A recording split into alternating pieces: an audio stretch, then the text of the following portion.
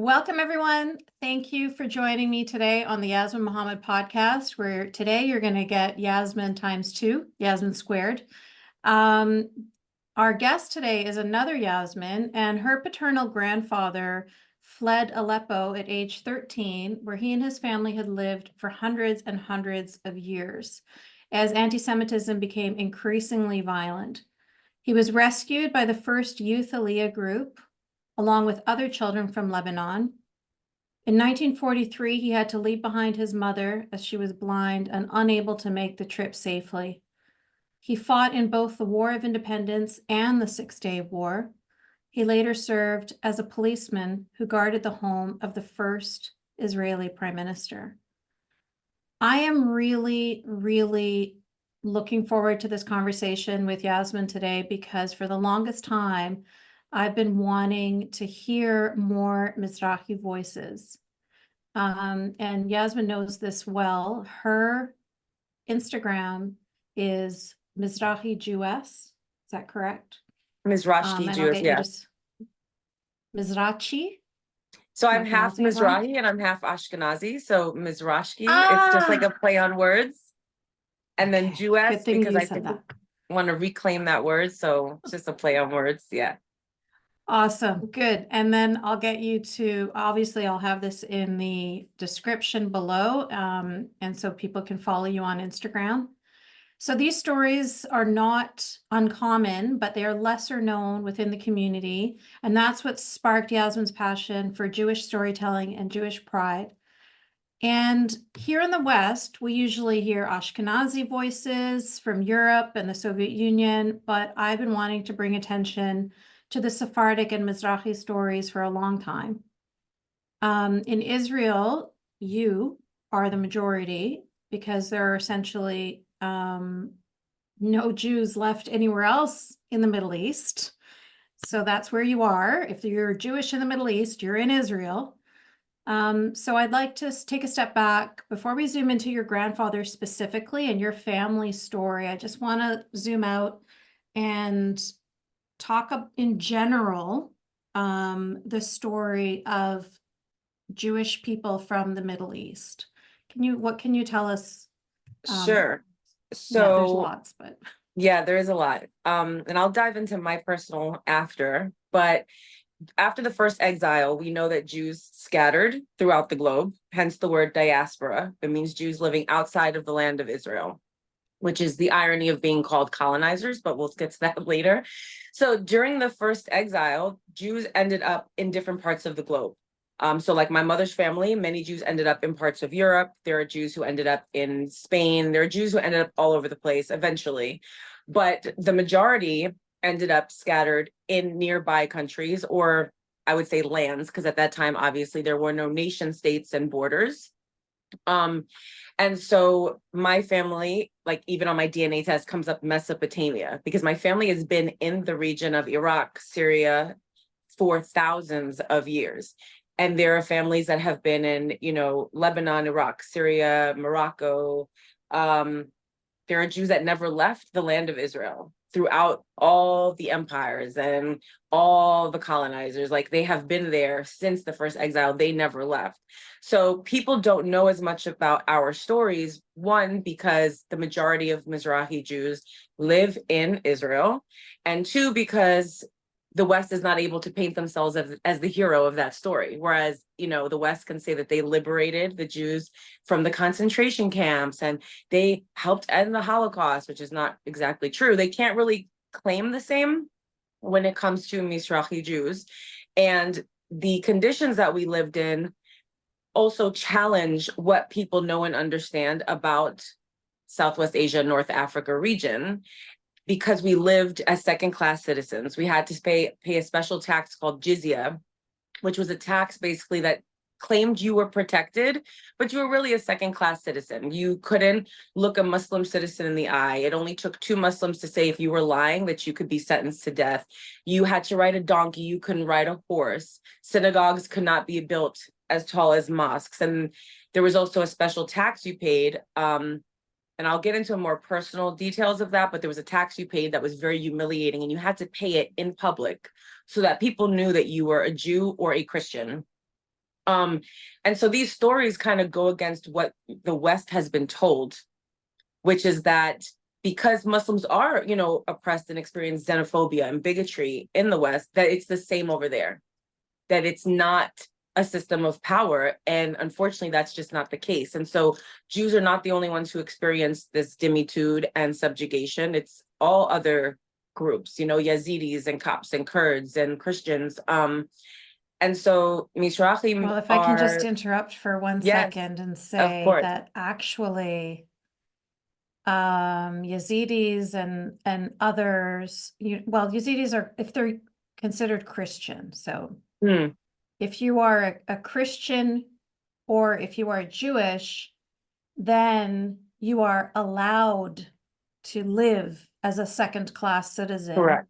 and you Yes. have to pay the jizya and all of those things that you said in the power structure and the dynamic and the persecution and all of that is true if you're Christian or if you're Jewish. If you're a pagan or an atheist or a Hindu or Zoroastrian or anything else, then you're just to be killed. Wow. So that's, yeah. See, and I didn't even know that because I think we more modern history, we know people are living there, but I think it's hidden. I don't think people are actually openly living as who they are for safety of persecution. So those are stories that we probably hear even less than Mizrahi Jews, because Mizrahi Jews have Israel, right? So we have a way to speak our voices, whereas they don't, which is another very devastating piece of the puzzle. Because again, in the West, if you were to say that, they would say, oh, that's not true. They would just blatantly tell you that's not the case, because I mean, I just feel like it's such a whitewashed dynamic that we're talking about, where people are just so uncomfortable. And it is an uncomfortable conversation, but it's a conversation that has to be had, because you have to have the whole picture. And so, you know, even though we make up the majority of Israel, there are a lot of us in America, especially places like Florida, they're in New York. But people mostly just assume that we're Arab. I mean, people for decades thought my father was Arab, but he's brown and he has an accent and your last name. And I'm like, no, we're not Arab. And so that assumption goes back to not just because we're not the majority, but because it's much easier to whitewash us, to paint that specific rhetoric and narrative that they try to paint about Jewish people. And that's not to say that they're not Ashkenazim who are Black, brown, all colors. You know, Jewish people don't come just looking like one thing. But it's easier, I think, and more digestible for people to just assume, you know, that all Jews look white, all Jews had an experience in Europe, and that is the furthest thing from the truth. Yeah, and I think it helps a lot too with the, the rhetoric that's going on now with the simplified oppressor oppressed, white versus brown, white people are oppressors, brown people are oppressed, like this little, oversimplified equation that they have going on. And so Right. it really helps them to just assume. And then they can say like colonizers are white and Jewish people are white. And it just fits. It just fits. Like when all you have Exactly. is like Sesame Street level thinking, then this is perfect, right? It fits into the little narrative. But of course, Absolutely. as you're saying, this situation is a lot more complicated. There's so much more history and so much information that a lot of these that they're just like ignoring in order to come up with that simplified rhetoric. You have to just be willing to ignore reality and ignore history Right. and ignore the truth. Right. My But tell favorite thing me, to ask people is yeah, why do we think North Africa is lumped in with the Middle East when it's actually part of yeah, Africa? Why does North Africa speak Arabic? Why is North African predominantly Islam? It is because of the spread of Islam through colonialism and the fact that people can only compute Christianity and as a colonial religion and white supremacy and not understand that Islam has done the very same thing and subjugated people all. I mean, it's happening in Sudan. I mean, it's happening all over. Is a very frustrating thing. And it's such an yeah, erasure of what my family experienced, which I know we're going to talk about in a second. And sometimes that's just very frustrating. And I know it's frustrating for you. So yeah. yeah. Yeah, it's crazy. Like, how did you think that how did you think that we got 57 Muslim majority countries? Right, You know, exactly. it's so crazy. Like when I tell people that Iraq used to be Christian, Egypt used to be Christian, like people don't know this. Afghanistan used to be Buddhist, like all of these, they were colonized by Muslims. That's how they became Muslim countries today. And we're Absolutely. talking like in a lot of these countries, it's like in the 90% and sometimes 100% Muslim. So if you are not Muslim, you are not welcome. You're either going to be pushed out of there under threat, like what happened in a lot of countries in the Middle East, or you're just going to feel so unwelcome. You were talking about dhimmitud and jizya and all of that stuff, which happened under the Ottoman Empire, and it happens in Islamic states. And people don't, who wants to live like that? And if there's an option to go somewhere and be treated as an equal human being, then of course people would Exactly. take that. And I want Exactly. to make the parallel because we haven't talked, there's so much to talk about, and we're never going to be able to get to it in this time that we have together. But I just want to alert people to looking up dhimmitud and jizya. It's very similar to the mafia making people pay money and then saying it's protection. Well, protection from who? Right? We know who the protection is from who. So look it up. Jizya is Jizya, and Dhimmi is Dhimmi. So look it up and do some more research on that. Yasmine, let's talk more about your family specifically. Talk to me about your family and what they went through. For sure. So first thing I want to just say, because a lot of people have this misconception that there are Arab Jews. If you're an Arab Jew, that means you have a parent that is Arab and you have a parent that is Jewish. Jewish is an ethnicity in itself. We are one of the oldest indigenous tribes from the region. So Mizrahim are not Arab Jews. We are Jews who just had our diaspora experience outside of Israel in Arab lands, in lands that were colonized or lands that are in the Middle East. And there's different subcategories. So my grandfather is Mizrahi or Sephardic, depending on, what word you want to use. But my grandfather's family was in Aleppo and Damascus since the first exile, so thousands of years. And I'll talk a little about him first, and then I'll talk about my grandmother, because her story is equally as fascinating. So his family had been in Aleppo and Damascus for, thousands of years. My grandfather's first language was Arabic. He did not know any Hebrew when he got to Israel. And we have very limited information other than what it was like daily for him. But his father died when he was very young. His mother was disabled, and that's why she could not make the trip, because it would have endangered all of the children, because at that time they didn't have accessibility for her to go with them. And what he told us was that every single day he'd wake up and whether he was going to the market or he was going to, to synagogue, which is now, by the way, in ruins. It was destroyed by Assad. The cemeteries, the synagogues are destroyed. When he would go, he would be chased by children his own age and older. They would throw rocks at him while screaming Yahud, which means Jew in Arabic. And they would basically chase him to try to beat him every single day.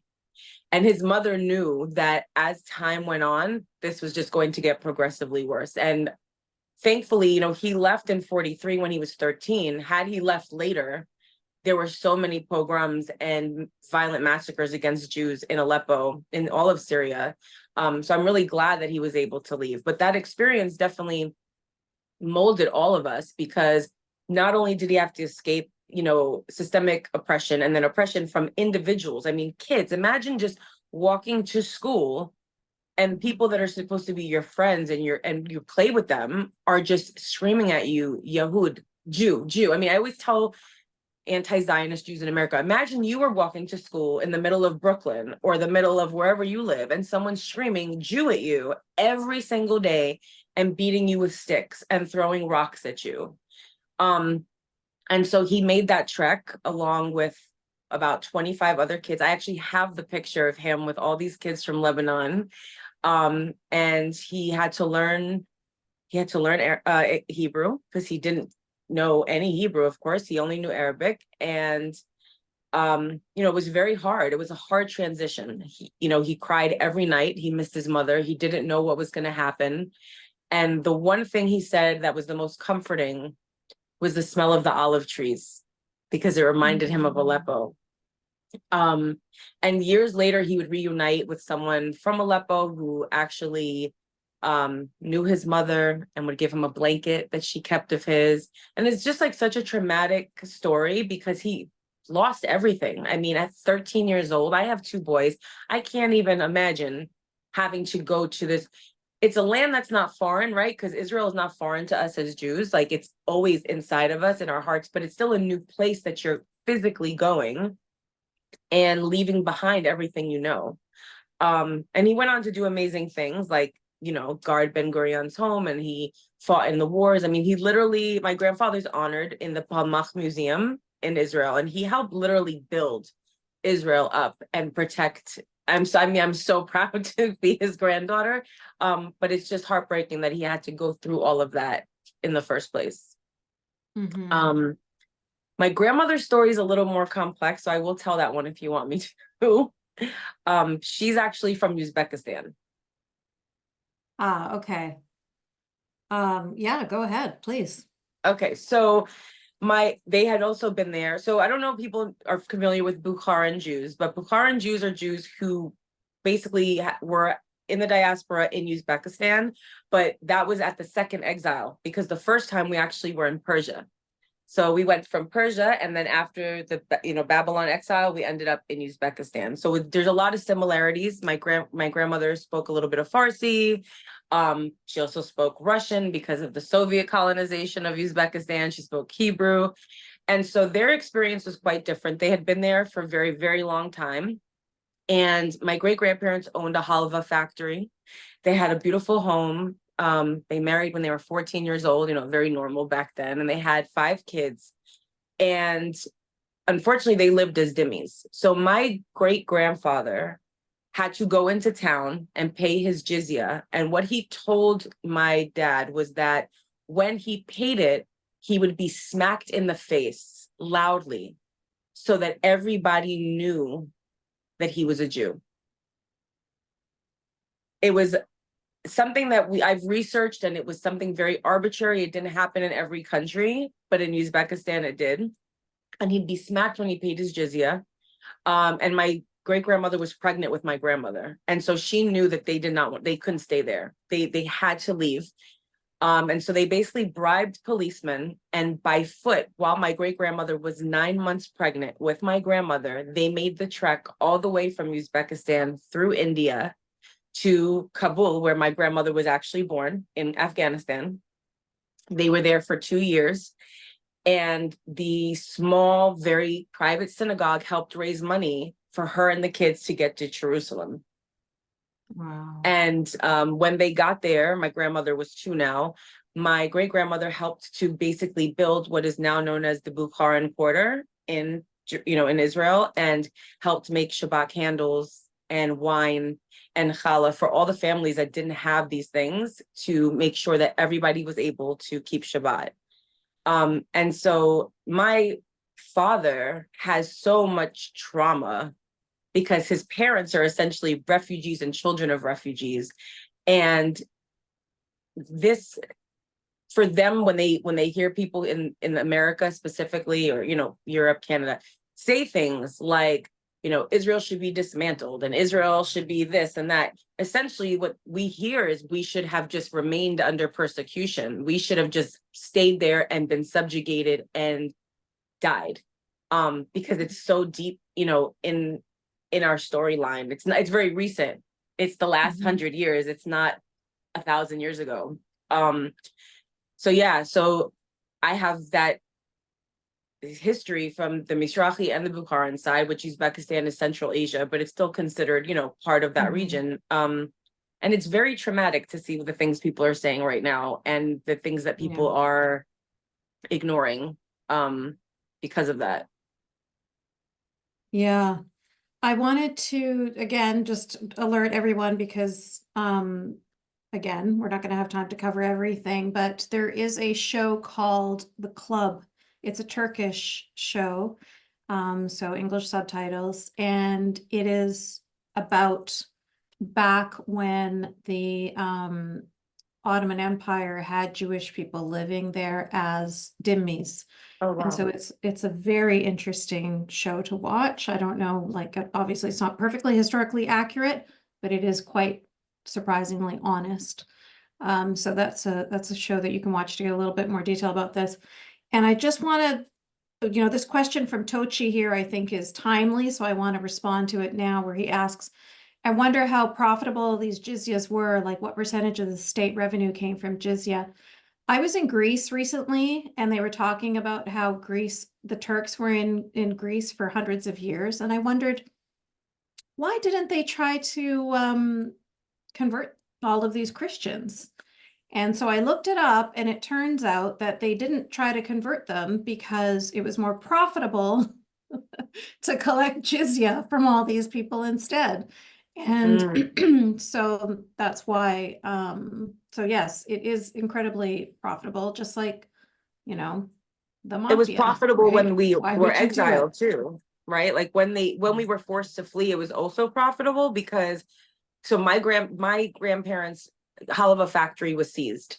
Their bank accounts were seized. And it said that Iraqi Jews have millions of dollars in assets and property that were seized by these leaders when we fled. Some of us fled before we were forced to, some were forced to, some knew like we got to get out of here. And so besides the jizya, they also then basically made millions and millions of dollars in our property, our homes, our businesses that our families had for thousands or hundreds of years. Yeah. So one thing we didn't talk about, which we sort of discussed talking about, and I'd like to mention a bit here, is Iraqi Jews. Mhm. So the Farhood, can you talk to us a little bit about that history? So Iraqi Jews have undergone some of the most, I would say, horrific things that have happened in the Middle East. And there's been a lot. I mean, a lot of people don't know that the Nazi regime spread to the Middle East. Okay, so people don't know that. The Mufti of Jerusalem literally met with and collaborated with Hitler because he did not want Jews in Palestine. He did not want two states. He did not want equality. He didn't want dhimmis. He wanted a Jew-free region and a final solution, in this region as well. And so just so you guys know, it's a little hard for me to remember dates right now. So bear with me, but there was an event, I believe it was 1944, the Farhood, which basically was a Nazi-inspired pogrom.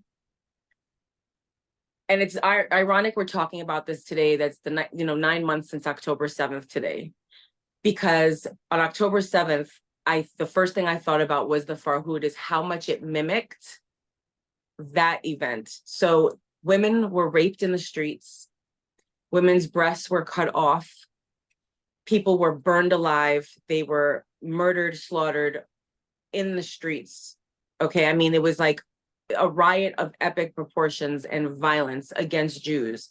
And while a lot of people will try to say, oh, it was Nazis who came to Iraq, no, it was Nazi propaganda that inspired and fueled it. But the anti-Semitism and the Jew hatred had always been there. That's why Jews were subjugated before that. And that was a very major turning point for Jews in Iraq, because at that point where you would know you have to leave, right? They'd been there for thousands of years. And it was one of the most violent pogroms, I believe, in my opinion. And it strongly mirrored what we saw on October 7th. Same as the Hebron massacre in 1929 strongly mirrors what we saw on October 7th.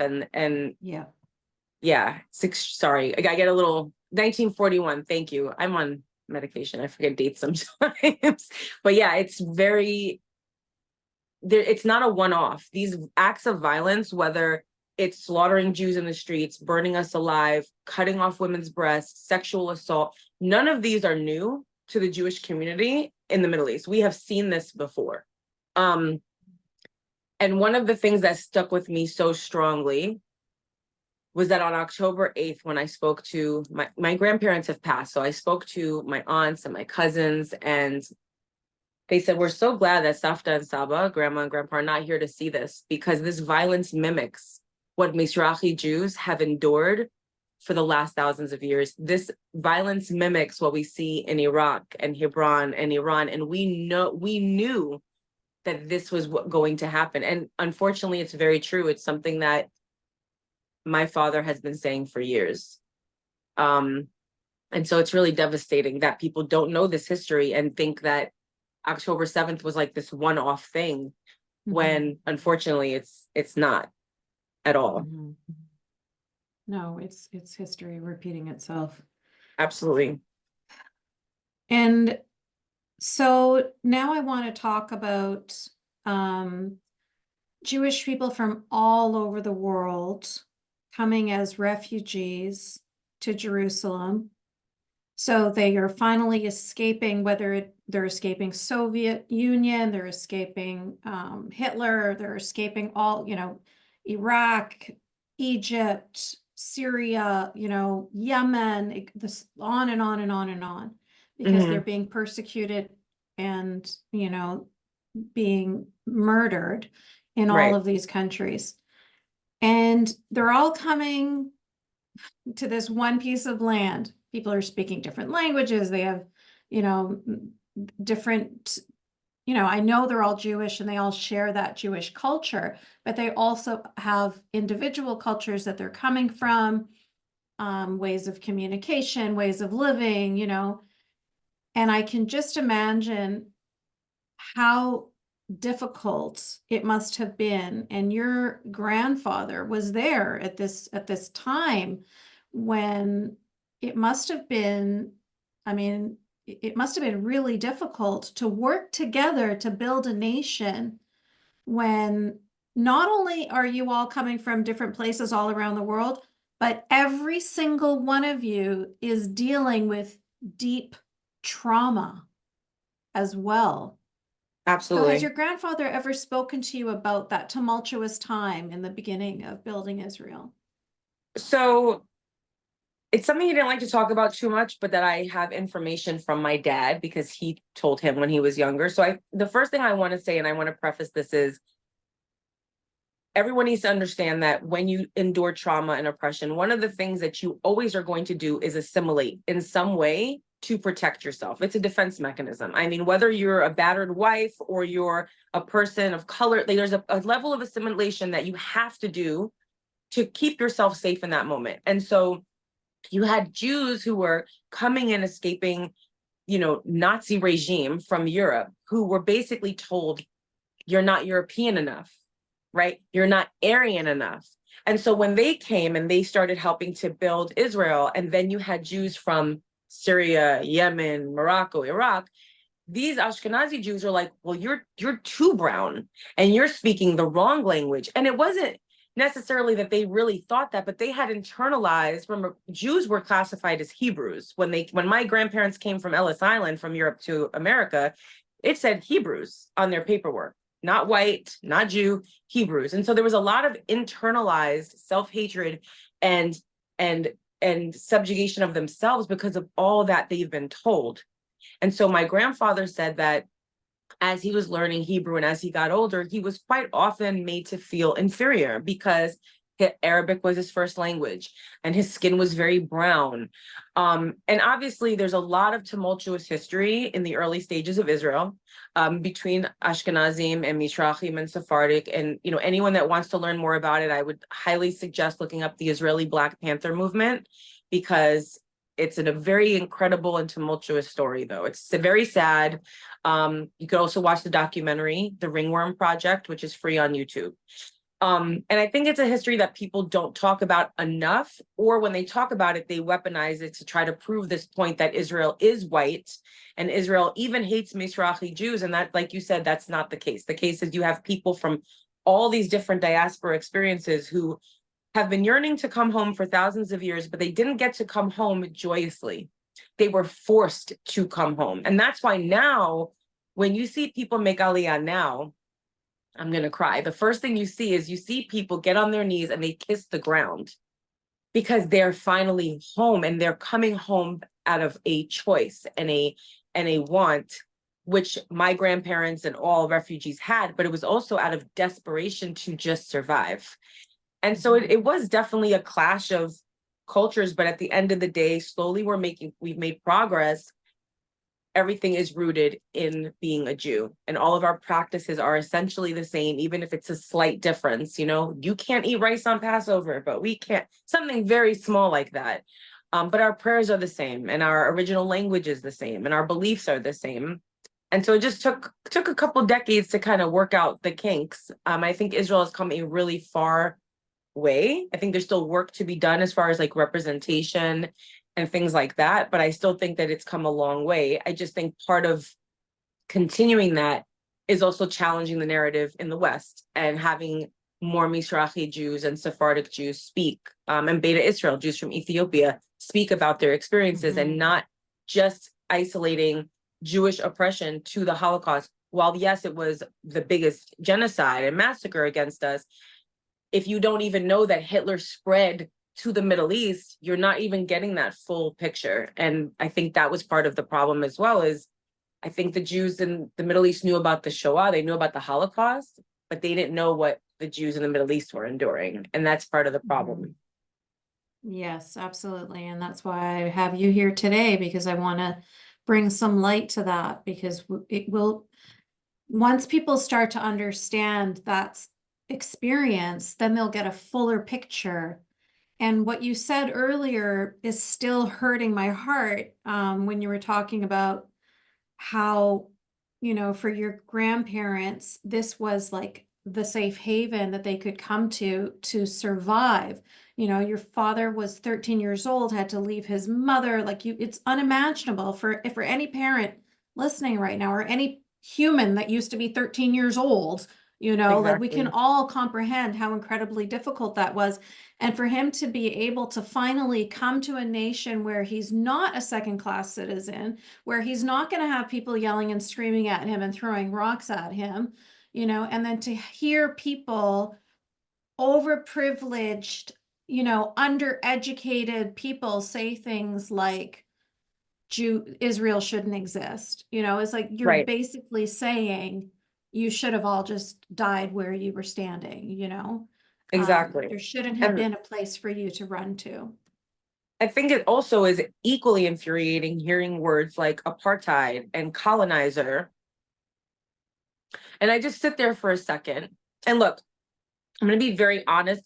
I am extremely critical of the Israeli government. I do not support the current government. I think there is tons of things they have done wrong, not only to their only citizens, not only to their citizens, let me grab some water, but to Palestinians. Absolutely, right? You have to be able to be nuanced and hold space for all of these uncomfortable truths. But when you start calling the people who originated in this land colonizers, when in fact you built your mosque on top of our temple, on top, meaning ours was there first, and you're just ignoring archaeology and history, that erasure to me is a continued form of violence, and it is a continued form of almost pushing dimitude, because you're saying, no, you can be here, but we don't want you to be vocal. We want you to be quiet. We want you to be second class again, if we even let you stay here at all. And I think that's the most frustrating thing, is if you want to talk, these people that talk about white supremacy and Christian colonization, and then will ignore the Islamic conquest and how so many languages have been wiped out. There's only one country in the world that speaks Hebrew. And if you speak Hebrew and you live somewhere else, it's because you're a Jew, and most likely you're from Israel, or you're a Jew. Whereas Arabic, Spanish, English, French are languages that span the globe because of colonialism. Same with religions, right? Islam and Christianity. And so every day it's just like a constant reminder, the continuation of that dimitude. And that's why my thing is, I used to have it in my bio, Dhimmis no more in Arabic, because you're not going to hide our stories. We're not going to hide our stars. We're not going to, you know, be quiet. You have already done this to us for how long? And then for people in the West, like you said, who are so privileged, living on actual stolen land. Yeah. Some maybe came here as refugees, some came here by choice. I mean, a lot of these people contribute to gentrification in their own communities. and then have the audacity to say things like, well, your family should leave Israel. And I'm like, no, no. You know, Yasmine, honestly, you don't hear that kind of rhetoric in the Arab world because it's a very America-centric perspective. It's navel gazing, basically. It's their limited knowledge and understanding, and so they're just projecting their own experience. Yep, They're just exactly. projecting. You know, they Exactly. know that they are colonizers. They know that they stole this land and they can understand that dynamic. And so they're just projecting it onto Israel and Israeli people. But they have no understanding of what you were saying, the history and the archaeology. And they didn't bother to do any research or any homework on your history. That doesn't matter. They Right. know their own. That's Right. good enough. No, Right? absolutely. It's narcissism. But let's talk about Americans a little bit more because I'm curious about, you know, your identity as a Mizrahi Jew. How did that shape you as a child growing up in America? So I'm wondering if you had different experiences from Ashkenazi people in your community. You know, so I want you to just talk to me about your experience in general, whether it's with Sure. non-Jewish Americans or with other Jewish Americans. Just tell me what it was like for you. So I'm mixed. So my mother is Ashkenazi and my father is Mizrahi, Syrian and Bukharan. And so I can't tell right now with this lighting, but growing up, I was very, very brown. My mom is much fair skinned with green eyes, freckles, gorgeous, gorgeous woman, but I don't really look like my mother. And so being with her, I remember one incident, she remembers it too. We were in a restaurant and this woman came up to us and said, wow, she's so beautiful about me. Where did you get her? Oh, she was And, on sale. Yeah, I was like 7 or 8 and I was like, what does that mean? Like, I didn't even understand till I was older what that meant. But I did feel a lot of the time like I didn't fit in. And so when you look back at pictures of me with my Abba's family, I blend right in, right? The brown, tan, olive skin, the dark, deep set eyes, the thick eyebrows. There's no question. You're like, yeah, that's his daughter. They're all cousins. It all makes sense. And then you see me with my mom's family and they're all fair skin, green eyes, and freckles because, you know, after you have an experience in Europe, you do change characteristics. And people need to understand that the color of your eyes, the color of your skin does not denote where you originate from. It doesn't denote your ethnicity or your being indigenous somewhere, but you can change how you look. And I had a lot of dark Ashkenazi family members, but they had passed away. I didn't get to know them. So I constantly felt this like pull of like, I don't look enough like my mom's family. I look more like my dad's, but I didn't see them enough. So it was very uncomfortable. And I constantly was asked as a teenager, what are you? What are you? And I would just be like, I'm Israeli, I'm Jewish. No, you can't be Jewish. No, you can't be Jewish. And I was like, okay, well, no one told me. So I'm Jewish and I'm Israeli. And they would just be like, no, you can't be Jewish because you're too tan. You know, and you have brown eyes. You're and it was not just like that tan, I'd just like to say, because we like even a lot of Jewish thing. celebrities have your exact same coloring. Like it's not like we're unfamiliar with Jewish people being different shades. When I was a kid, though, I was very brown, like extremely brown. And I have kind of a little agoraphobia, so I don't really leave my house much. So I was very brown as a kid to the point where like it was almost like, yeah, your mom is very white and you're very brown. And I was like, I knew that and she knew that, but it wasn't something I thought of until people started to point it out. Like, oh, why do you know what I mean? And then as I got older, you know, you're a teenager. And so you're just constantly getting like the, what are you, right? Like I have very thick eyebrows and I have very dark, deep set eyes. Again, the lighting is actually pretty good in here. You can't see it. But so people would constantly say things about my features and like call me names like raccoon and pick on my eyebrows and how hairy my body is and all these things, which slowly I got kind of used to. And I think I kind of ignored that. And then the flip side was people would throw pennies at me when they found out I was Jewish.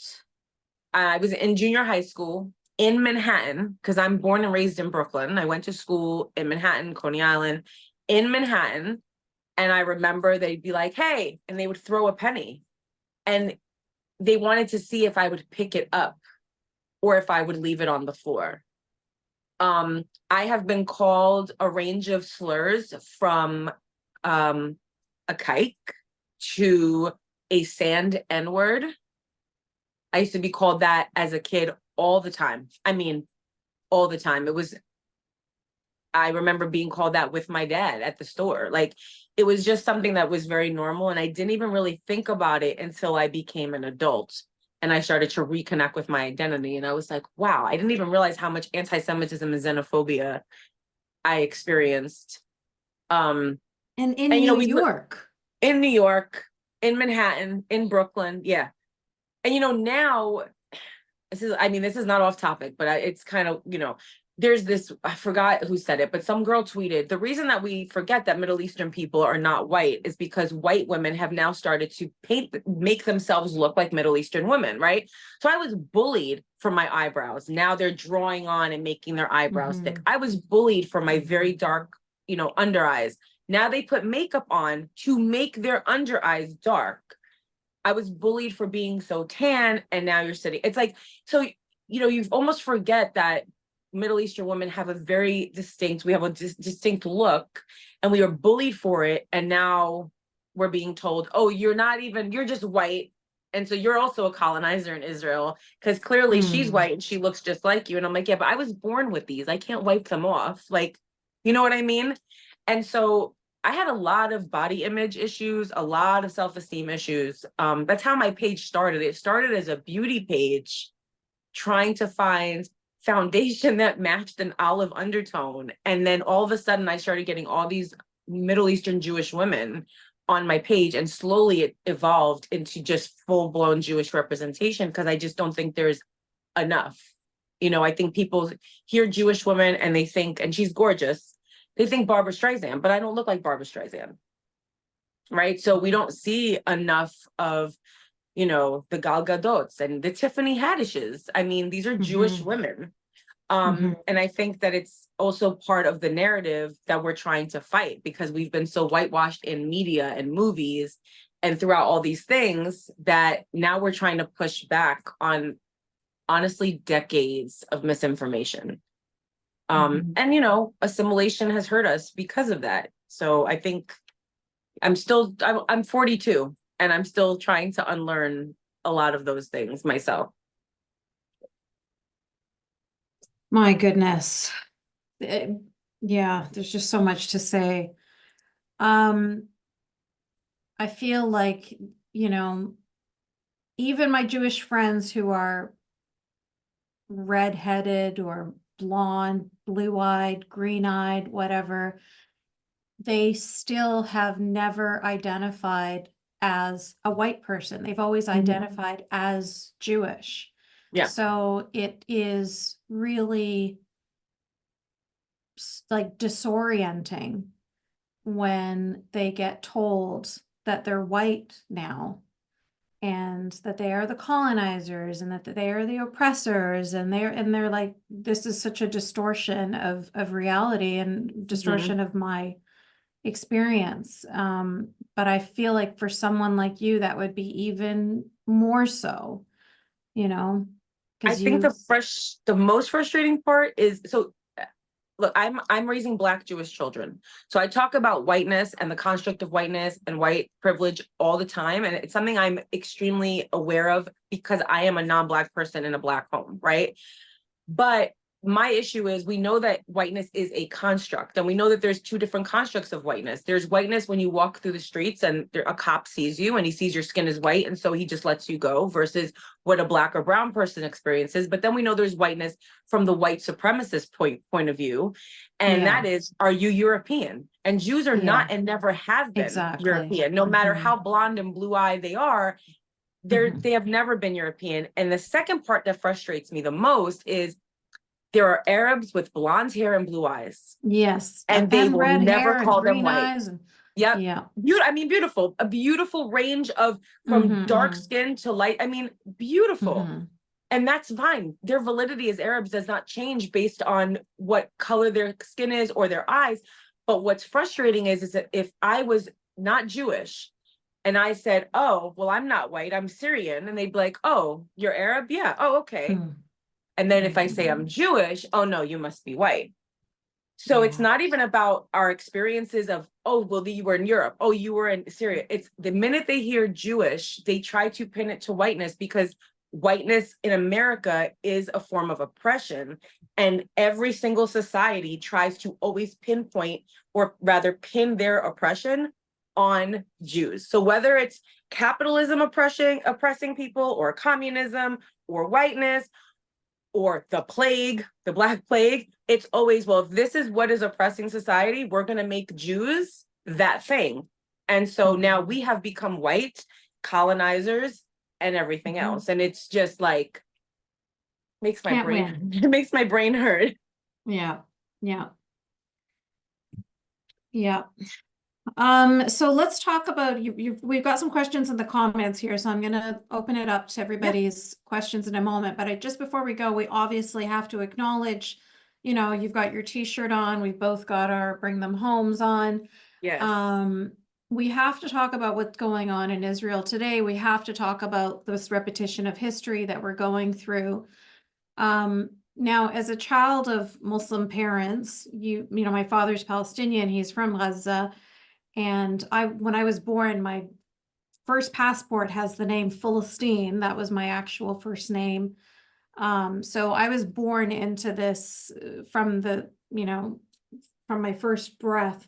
And I never, ever was deluded enough to think that there might be a peaceful two-state solution. I never got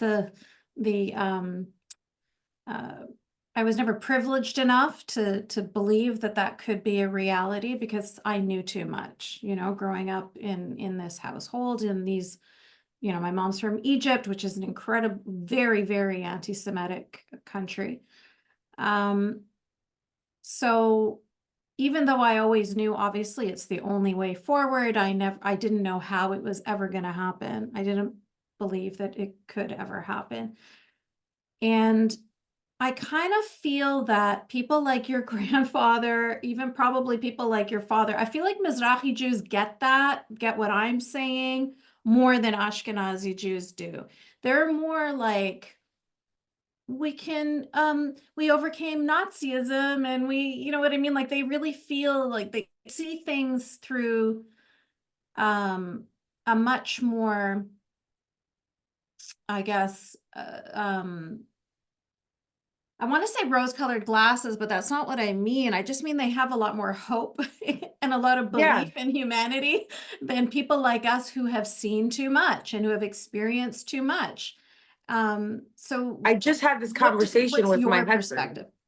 Okay, I'm going to share what my this. husband said, because I'm a very empathetic person, and people say all the time, oh, you're soft, or you're this. I'm not. I really try to see the humanity in everyone. And so I believe that if you took at face value Palestinian people and you took Israeli people, we could find a way to have a two-state solution. But the difference is this: Nazism was run by this random person who decided that he was going to do this thing. I'm going to take over and I'm going to subjugate these people. Hamas is at its core a radical fundamentalist group.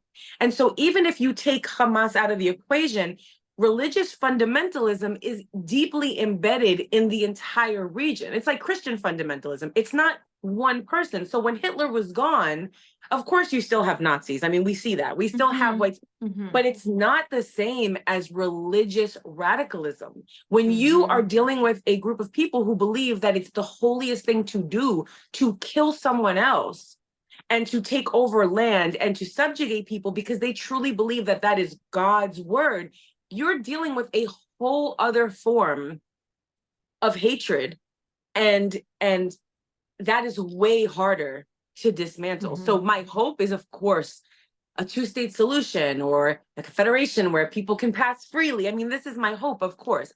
Seeing Palestinian children, whether it's under bombardment, from Israeli fire, or whether it's from Hamas, what they do is absolutely devastating and heartbreaking. And seeing how Israeli children are running to bomb shelters, and this is normal to them, is devastating.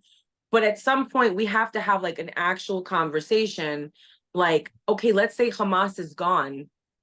That ideology is deeply embedded in the region. Another group can just come in, take over, and it's going to make sense because it's all being done based on this weaponized word of God, right? To me, when I think about God, I think about peace, I think about love, and I think about joy and people. And I would say Ashkenazi don't know this. I think that American Ashkenazim possibly do not, because they have had a different experience. But I feel like Israeli Ashkenazim, they know because they've lived there long enough to see the intifadas. I mean, my aunt's yard was blown up when I was 6 years old. Her entire yard was blown up by a missile. Thank God her and my cousins were out of the house. My father almost died a minute earlier. If he would have stayed in that store, he'd have been stabbed by a terrorist. He walked out and the guy behind him was stabbed to death. I mean, these are the realities. So I think when you're in Israel, whether you're Jewish or not, right? Arab, Druze, if you're in Israel, Christian, you know that you're dealing with a completely different level of hatred. And, you know, it's very scary. It's extremely scary to me because, like I said, I don't ever see anything as just like black and white. I see things very nuanced, and I can see duality in things. And it's not just Israelis and Jews who are suffering. It is Palestinians who are suffering under this. It's child abuse, what these kids are enduring and being made to learn and perpetuate and pick up a gun. And what's crazy to me is in the West, people will say, oh, it's freedom fighters. It's just no. When have you ever seen people put their children on the front line with guns and things like that? They are sacrificing these kids, and it's devastating. And I am inherently anti-war. I'm inherently anti-violence. I consider myself a pacifist. But I don't know what the future is going to look like. I mean, we're 9 months today, and the world has literally just told us that it doesn't matter, that our people are in tunnels, that our women are being raped every day. There are 2 babies in captivity. 2 babies, and people just refuse to acknowledge that. You know, someone told me stop calling Hamas terrorists because it's a very Western word, and we need to call them colonizers, and we need to call them a colonial terror group. And I actually can see what they're saying, because when you think of terrorists in America, America has this very xenophobic narrative of anyone who's brown is a terrorist, right? And we know white people, when they commit a murder, are mentally ill. Like, this is a very common narrative we see. But Hamas is more than a terror group. They are a colonial terror group, and their agenda would not end. So even if they freed Palestine and they got rid of all the Jews, if any other non-Muslim group got sovereignty, we would be seeing this entire thing all over again. And I think that's what people don't understand, is this is not about Israel. It's setting a precedent that you have to remain a dhimmi, and nobody who is not Muslim is allowed sovereignty and is allowed their own autonomy. And that's what is terrifying to me, because Israel is literally like, it's their blueprint, so to speak, of where they're going to go. If, you know, Kurds deserve their own land, and if Iranians free Iran from, you know what I mean? And I think that's what people aren't getting, is like how much bigger this picture actually is. It's so much bigger than Israel, so much bigger. Yeah, no, it absolutely is. And Hamas is just Hamas. Like, they're just one of these groups, right? Exactly. They're funded by the Islamic regime of Iran. You've got Hezbollah in the back. You've got Boko Haram. You've got ISIS. You've got Al Qaeda. Like, they're just one piece of this big, huge hydra.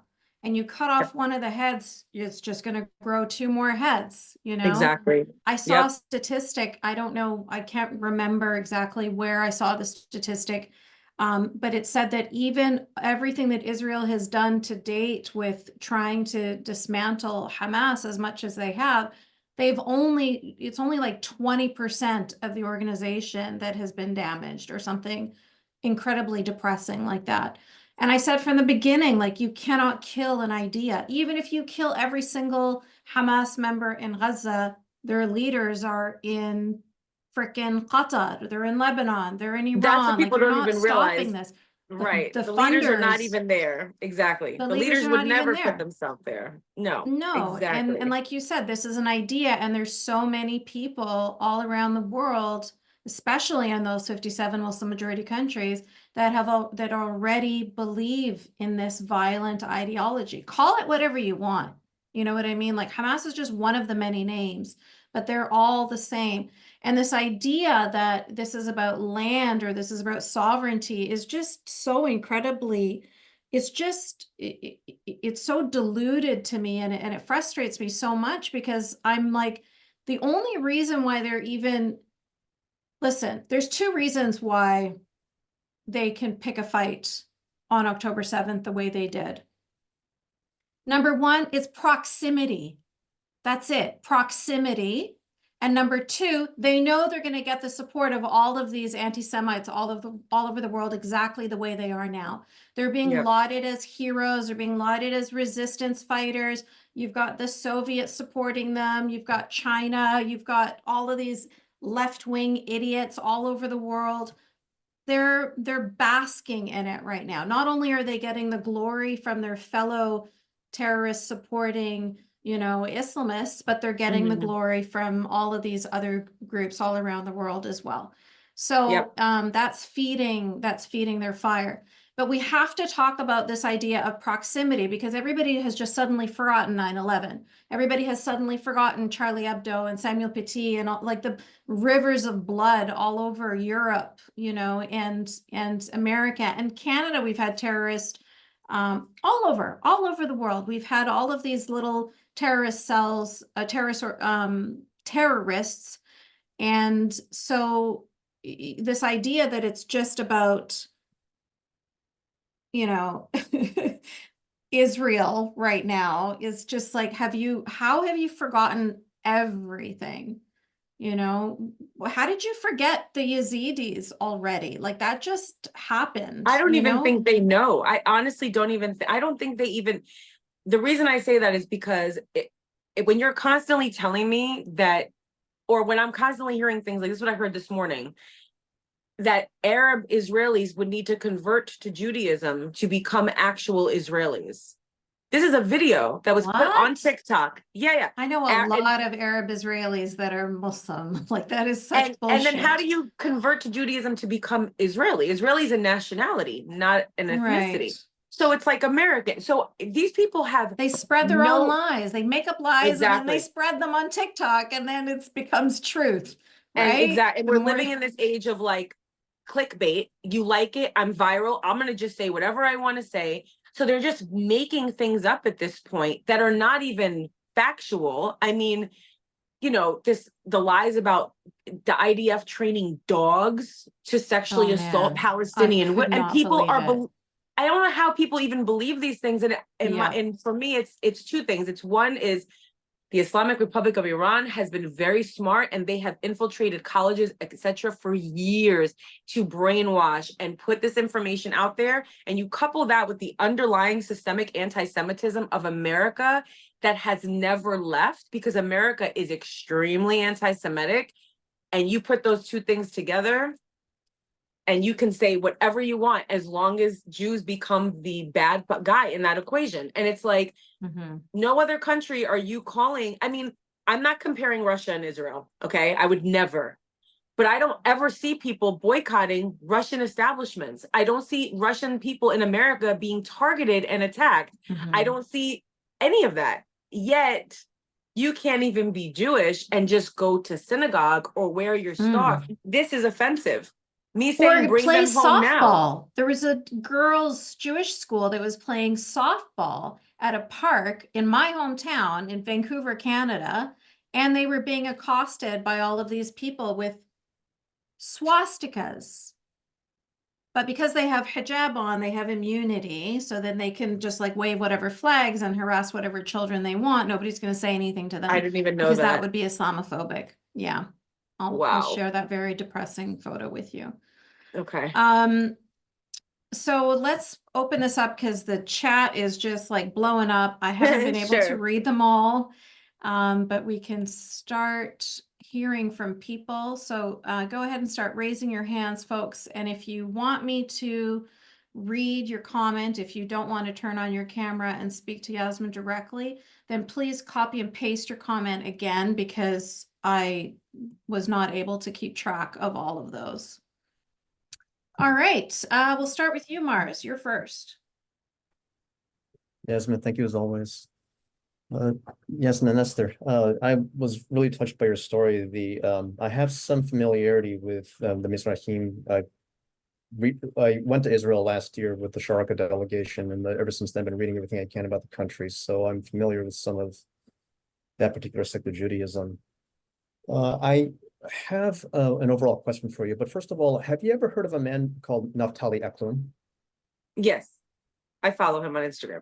Yeah, we had a dinner with him last year, and he was talking about how he was the brother of the one of the characters in the movie, the Red Sea Diving Resort, about how he was helping Mossad get Ethiopian Jews to Israel, and he has he brings a really unique story to the table, similar to the Mizrahim, because I don't think a lot of people realize there are Black Jews, which would probably blow everyone's mind, who thinks everyone Jewish is white. And I understand the Mizrahim have to deal with social justice issues themselves in Israel, along with the Ethiopians. Mm-hmm. But you see this. I regularly speak out against critical race theory about just the oversimplification it brings to the table when it comes to racial issues, and it drives me nuts to hear people say, just to use white privilege, which I do believe exists, but not to the extent that that a wokist would take it. They just overblow the concept and use it to slap this racial hierarchy onto people, where they think if you're colored in a certain way, you're automatically oppressed or whatever. But like an Asian like myself gets called white adjacent because Asians are successful or whatnot. You only did so because you bought in your own oppression or whatever. Mm-hmm. But then I see like these nutcases just accuse Jews of just being white, and but for someone like yourself who's faced much more nuanced issues, stuff like that, people like Naftali, the people who don't address the kind of incredible diversity of Jews within Israel, it's got to be just absolutely insane to hear. What's your experience with that? It drives me insane when people make the oversimplification. What's that like? So I'm gonna tackle the whole question at once. So the first thing is, I think that we have to remember that white privilege, it mutates and it changes, especially based on where you are. But if we're talking specifically about America, we're talking about phenotype, right? So while other Middle Eastern people, I mean, if I walk in the street and if I meet an Arab, Iranian, they automatically know we're kin. We know that we're like the same. But if I'm in a car and I'm driving that car versus my husband, who's Black, I am not going to experience the same level of possible threat from a police officer that he would. Same way that my children have not gotten equal medical care versus their white counterparts in many aspects. Because they are Black, they're automatically not given access to certain things. So when we talk about white privilege, it's much more nuanced and intersectional than people want to admit. Like, for example, my husband is Black. He doesn't have the privilege of having white skin to get safely through certain areas, but he's a man. So he has the privilege of being a man, whereas I deal with misogyny.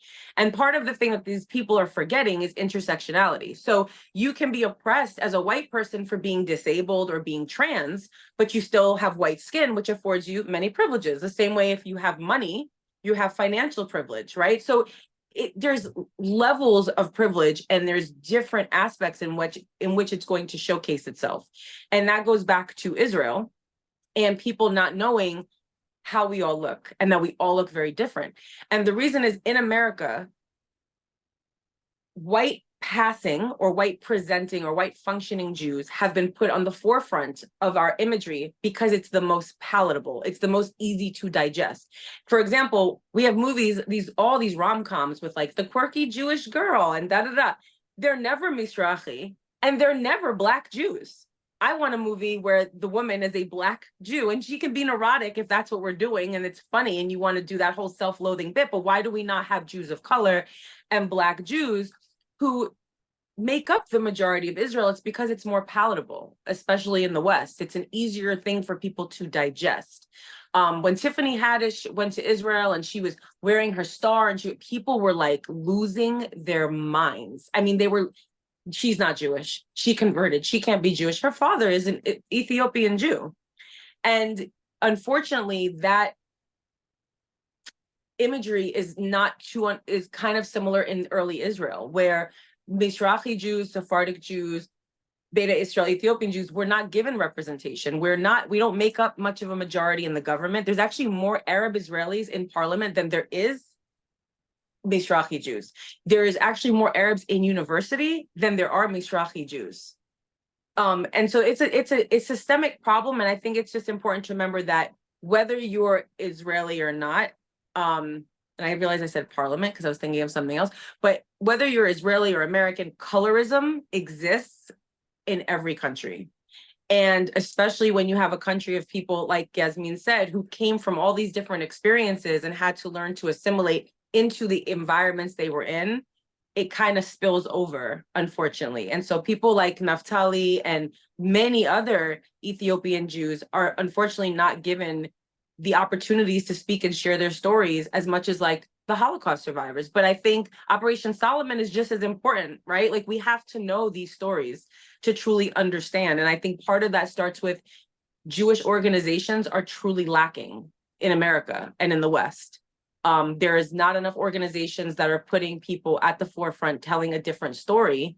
They're so like focused on fighting anti-Semitism that they're not realizing, well, the first thing you need to do is combat the misinformation with real people like me and real people like him to tell the stories that have not been told. And I think that's like the biggest part of the problem, honestly.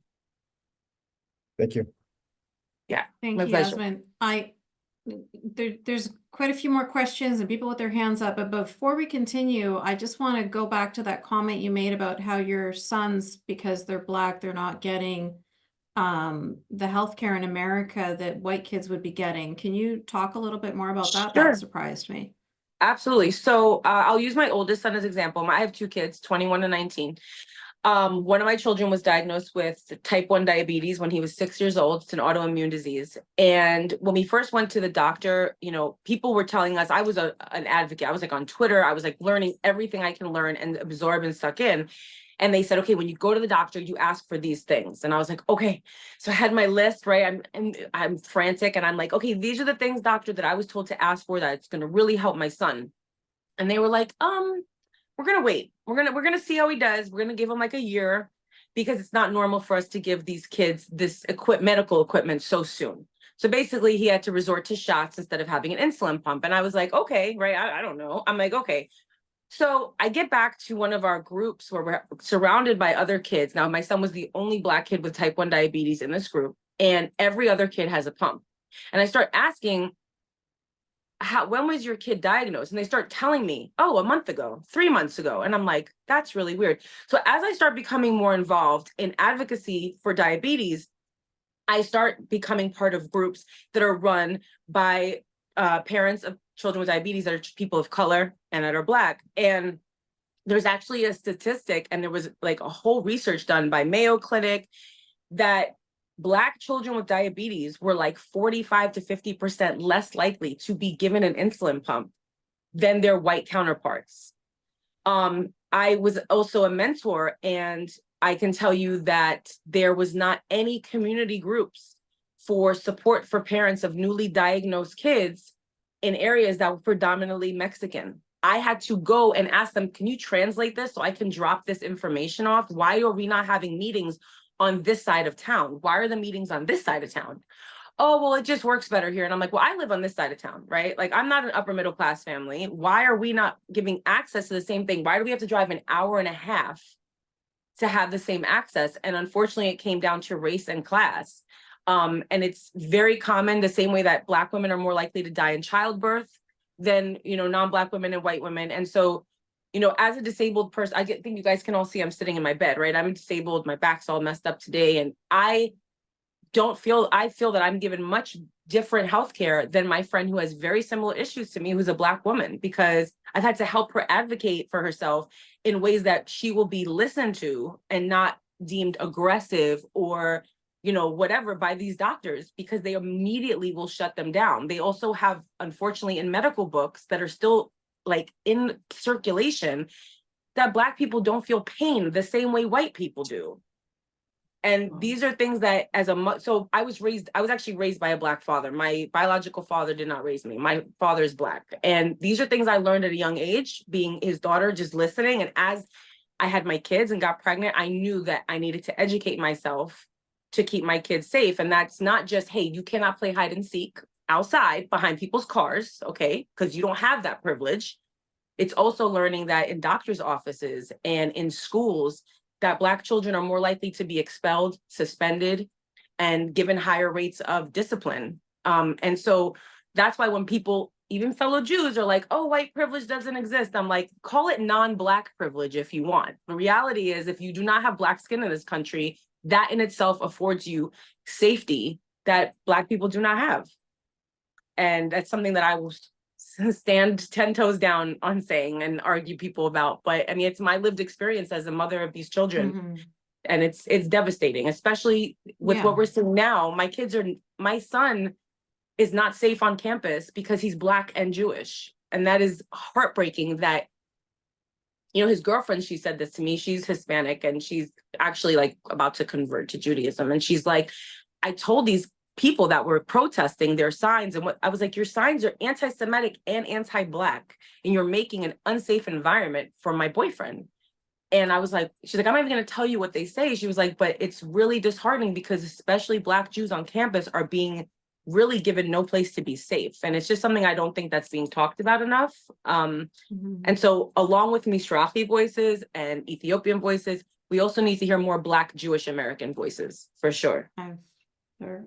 I've got them planned. I'll be having them on this podcast. I'm doing my best. Amazing. Thank you. Thank you for that background, Yasmine.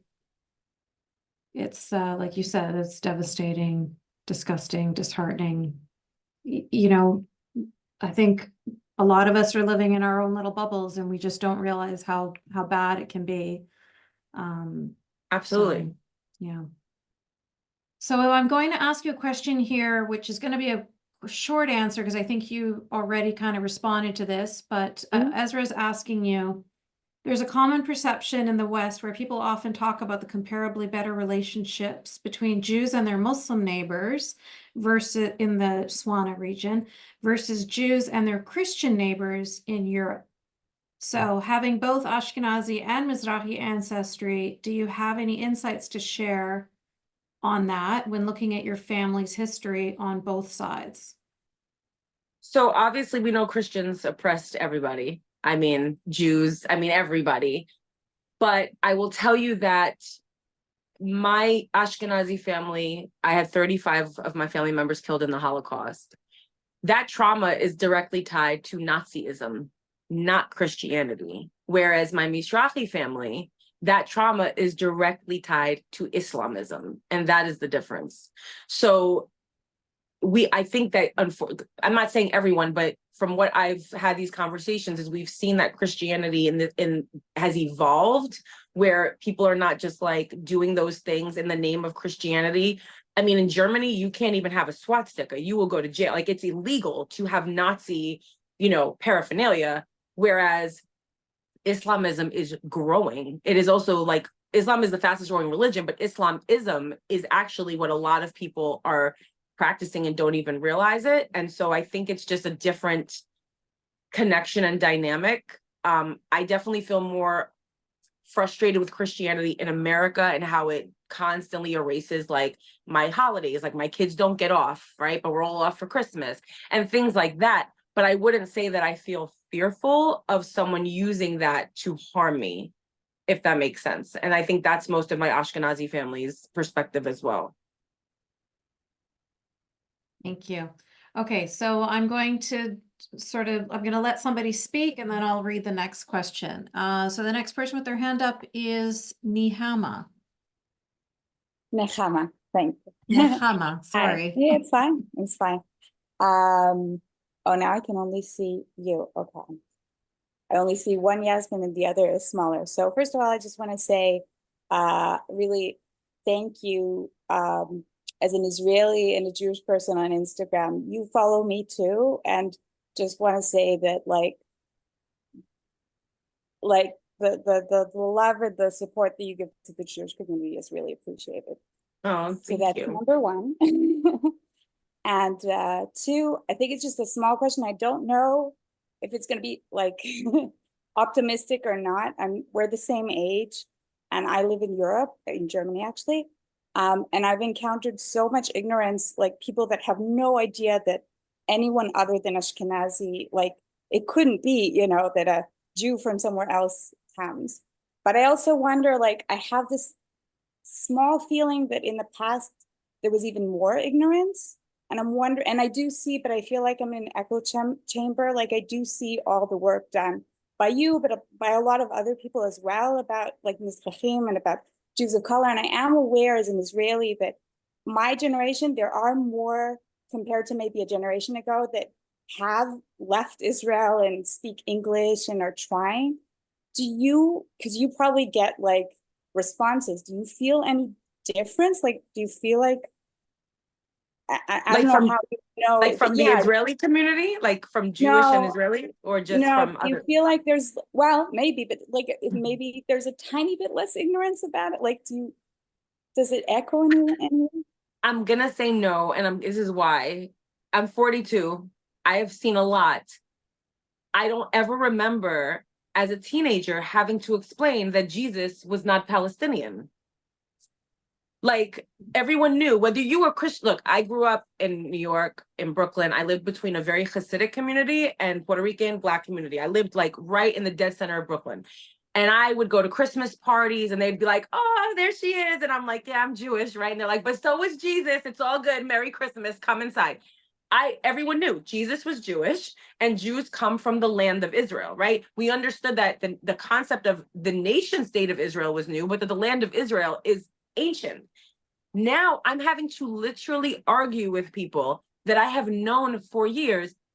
How could Jesus be Palestinian if Palestine was the name given by the Roman colonizers way after Jesus? Like, what? And I'm just like, how does that make, well, technically where he lived, he would have been. And I'm like, that's not how this works. Like what you're doing is erasure of our history purposefully. Because if you erase Jesus, then you erase everything else. I feel like it's actually getting worse. I mean, I have been told that, I'm not lying, I was told that my grandfather was a Jew of color when he was in Aleppo, but the minute he decided to go to Israel, he became white. I think that not only, like we talked about, the propaganda on campus has rotted people's brains. I think social media has destroyed the concept of nuance and duality and facts. Because if I tweet it, if I make a TikTok, I can make a TikTok right now and be like, you know, I was able to trace my ancestry back and I can prove that I'm Jesus's great, and people will be like, oh my God, did you hear Yasmine? And they'll believe me. There's no way for me to do that, but they will believe me. It's like, you can say it and write it and people will not do any research past that.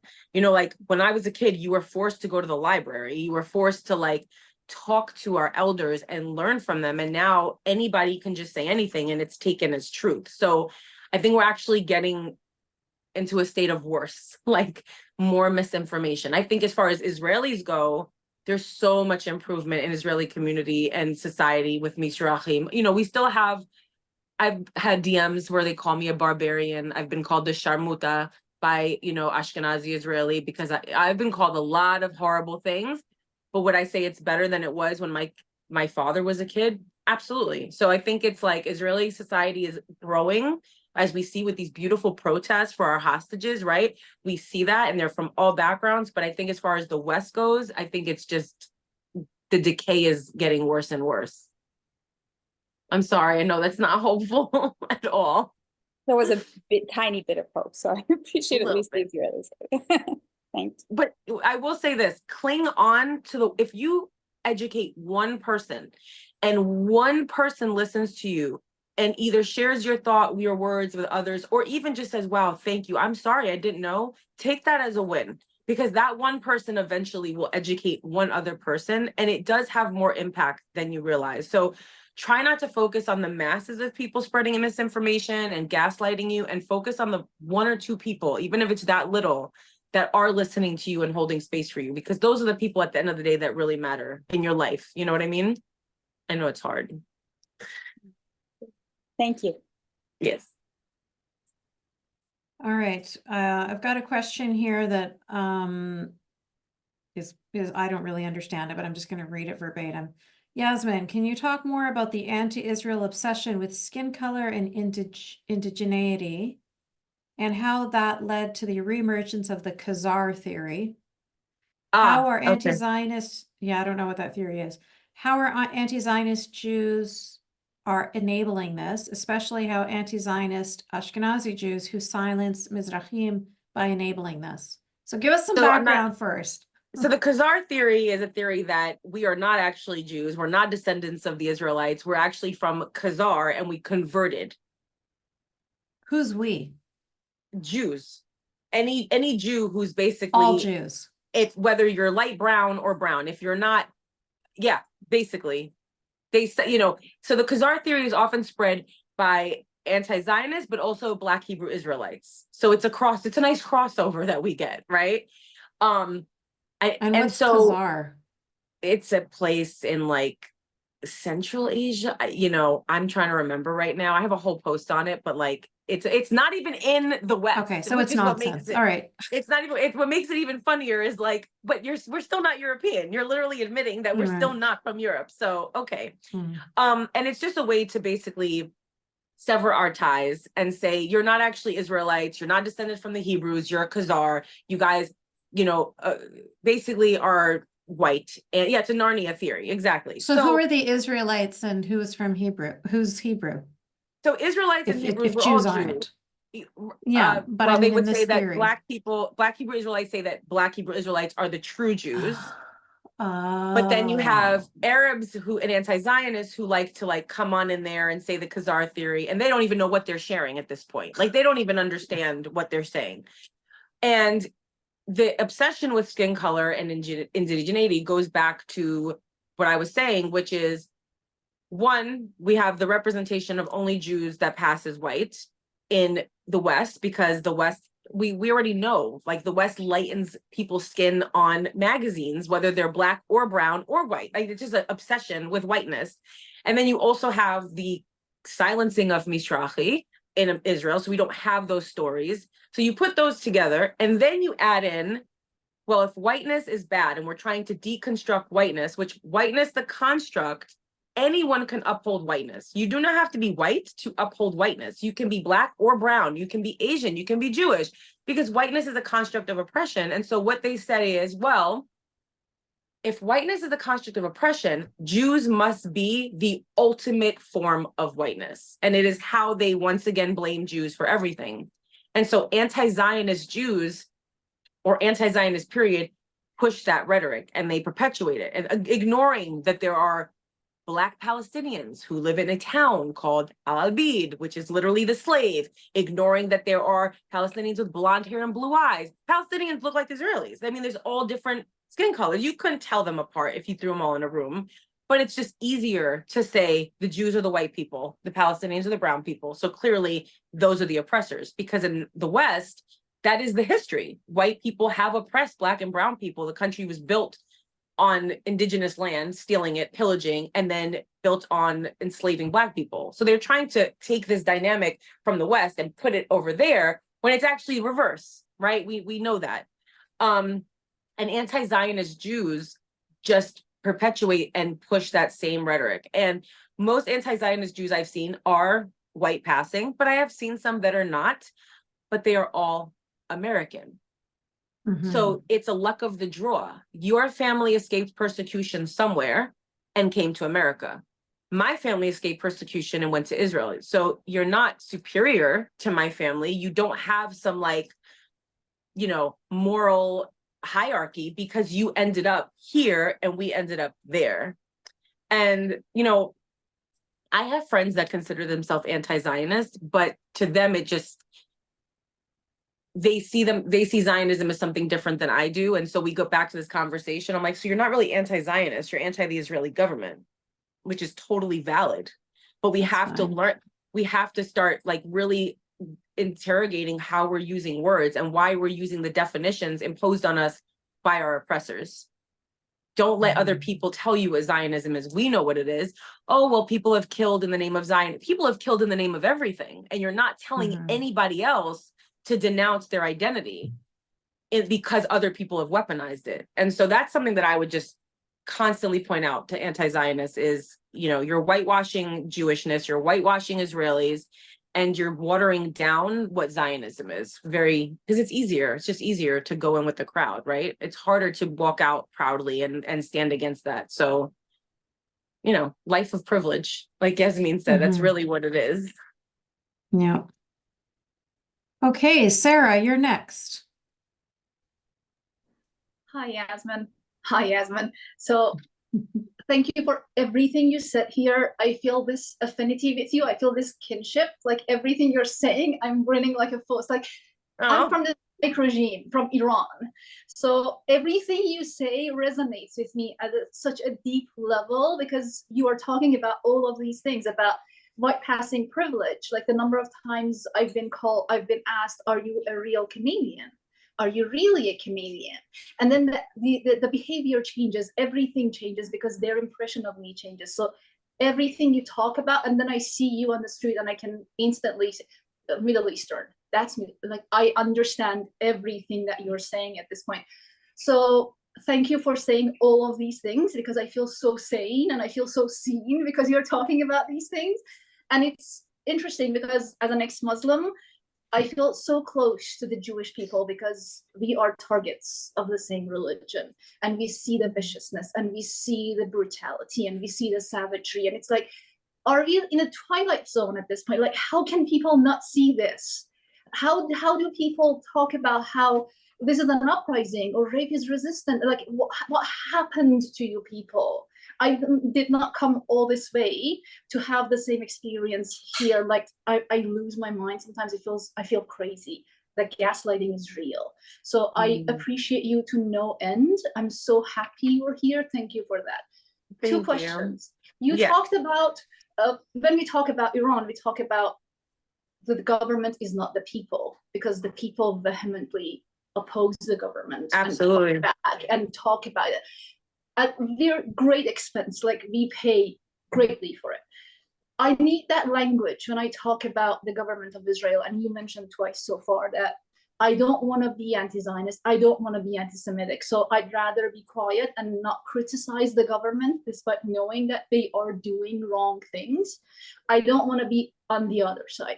So can you, one, give us the language? How do we criticize the government without siding with our own oppressors? Because I'd rather die and not be at the side of Islamists. And two, where can I get your t-shirt, please? I love your t-shirt. So first I want to say Iranian women specifically are my heroes, like literally in awe, And I always say, if anybody can uprise, if you're saying, oh, we can't do uprising, look at Iran, look at the people of Iran, because literally people think that they're like being silenced in America. And I'm like, you have no idea. So I just wanted to tell you that, truly, my heroes, for real. Language, it's really, honestly, it's so simple. The same way that we would criticize Biden or Trump or anybody in the American government or Canadian government is the same way that we can criticize the Israeli government. We just want to make sure, I tell people, stay away from using tropes, right? Don't ever say anything about money or controlling the world or, things like that. But you absolutely can criticize, whether it's even, look, I'm anti-war, okay? I want a hostage deal and I want one now. I've wanted one for the last 7 months. I understood the offensive at first and now I'm like, it's too much. It is too much devastation. People are dying, hostages are still in captivity. And I have been very critical and vocal about criticizing the government, not doing enough to get our people back. But the language is based on the person and the policy, not their identity. So we're going to criticize Netanyahu. We're going to criticize what he has said or what he has done. We're not going to say Israelis. We're not going to say all of Israel. Because it's like, imagine people say, oh, America loves Trump America has Trump as president, so you all must be just like Trump. Or America has Biden as president, so you all must. I don't like either of them, actually. So why are you even lumping me in there? We would never do that. We would criticize the person, the institution, the system, and we would criticize the policy. The problem is these people don't even know policies. And I know that because they say things like, oh, if you're Palestinian, it's illegal to be in Israel. You can't even vote. Well, if you're Palestinian, you're not an Israeli citizen. I can't vote in Canada, like, and they don't understand. So the first thing is ask them what they're actually upset about. So what is your issue? But no, what is your issue? Like, you keep asking them, and then they're going to realize they don't actually know what their issue is because they don't know about the policies. They don't know about the government. And that's when you can point out that it's anti-Semitism. So as long as you yourself are sticking to specific policies and people and not drawing on like every person or making like sweeping broad generalities, you're good. You're good. For sure. Thank Yeah. you. And your the shirt, t-shirt. my t-shirt. So if you go to Bring Home Now on Instagram, go to their bio, click the link in their bio, and they have a shop. And at the shop, you can get the dog tags, you can get the shirts, and all of the proceeds of that go to the hostage families. It's run by the Hostages Forum. Thank you so much. Thank you. You're welcome. Great question, Sarah. So Yasmine, are you okay for time? Because we just had a few more people raise their hands and Yeah, I go only ahead. asked you for an hour and a half. You're okay? My All dogs right. usually eat in an hour anyway, so it's fine. Go ahead. Okay. Tochi, you're next. Oh, you're muted. Oh, sorry. Hey, Yasmine 2X. Okay, all right. Yasmine, what's up? You're Hi. in Brooklyn. I love Brooklyn. I used to live in Brooklyn. So when you were talking about Hey. hey, Brooklyn, we know what we do. So I'm not from Brooklyn, but I'm an honorary Brooklynite of sorts. I was in Prospect Heights. So I'm kind of imagining, because I'm like, if you're in between Little Puerto Rico, like you grew up in Bushwick or something like that, because Bushwick, you know how there's like Little Puerto Rico and then like Yeah. and Yeah. right there, and then the Hasidic communities anyway. So I got love for Brooklyn. And I wanted to just mention that what you were saying, this is slightly off topic, about the healthcare disparities between Black folk is very real. A lot of people don't know about it, but I have a relative who's literally went into public health, maybe 10 years back, at the time when people were like, what is this about? And I think people are starting to understand now. So it is a thing. And so don't feel like you're crazy for saying that, because it's real. And there's lots of statistics to back this stuff up. Absolutely. I wanted to, my question, sorry, I just want to be brief. It's great to have your experience and you talk about this, because a lot of times, I have friends from all over, and when I bring up, living in Saudi, and I've talked to people from Morocco and blah, blah, and they're like, oh, there's no real problem with the Jews. Like, we lived amongst them and like, it was great. And so, They didn't have a problem. right. So, and I think and so for some time, I'm like, oh, okay, I guess it's just a more recent thing because the Israeli government's terrible or whatever, like that's how I used to think about it. But then obviously, as I hear more and more stories from Jews like yourself, who are like, no, actually we were dhimmis and it was horrible. So I think that's a story that doesn't get out as much. I do wonder if there ever were sort of Arab Muslim communities that were quote unquote better, because like, for example, I know in Morocco, I had a conversation with someone Moroccan about this, and they were like, no, we lived in peace and blah, blah. And I see that there is actually like a Jewish museum in Morocco. So I wonder if it was just the same across the board, or if there were like one or two groups of people that were a little more understanding. So I think it's important to remember that systemic oppression doesn't always equal individualism, right? So if you're systemically oppressed in a country, you can still have friends who are of that majority who love you. And there were plenty of Arab Muslims who risked their lives to save Jews. I mean, plenty of them. There are actually stories, I believe it's the page On This Day in Jewish History. If not, I'll find it and I'll send it to Yasmine. Maybe she could share it. But there's a page that actually highlights these allies, these Arab Muslims who protected Jews during very tumultuous times. And some countries were better than others. So Morocco was not as bad as Iraq, and Iraq maybe was not as bad as, you know, oh my goodness, British Mandate of Palestine. Like, you have different places that weren't maybe as bad, and there's always going to be good people in a group. It's never a sweeping generality. Like, just like we know and understand that this country, America, was built on white supremacy, that doesn't mean every single white person back in the day was a horrible human being. We know that white people also fought like for civil rights and things like that, right? So there are good stories and there are good people, but we're looking at like the systemic majority was not. The systemic laws of the country were built to subjugate Jews. And I'm just going to share this. I can't say who it is, but I had a friend go to Morocco recently in the last year, and they had to be followed around by a police officer. They were not allowed to show their star. They had to tuck it in. And they were visiting all of the Jewish, like, you know, historical sites, like the synagogues and things like that. But they were not allowed to be publicly Jewish, and they were not allowed to let anyone know they were Jewish, and had to be like escorted by a police officer. So the reality is, while it may have been better for some families, because I have encountered Iraqi Jews who identify as anti-Zionist and are like, you don't speak for us. And I'm like, no, I speak for the million refugees who were forced to, you know, leave these countries in 1947 and 43 and 45. So it's not about like every person, it's about the systemic majority. And unfortunately, anti-Semitism is deep rooted and deep seated in these countries.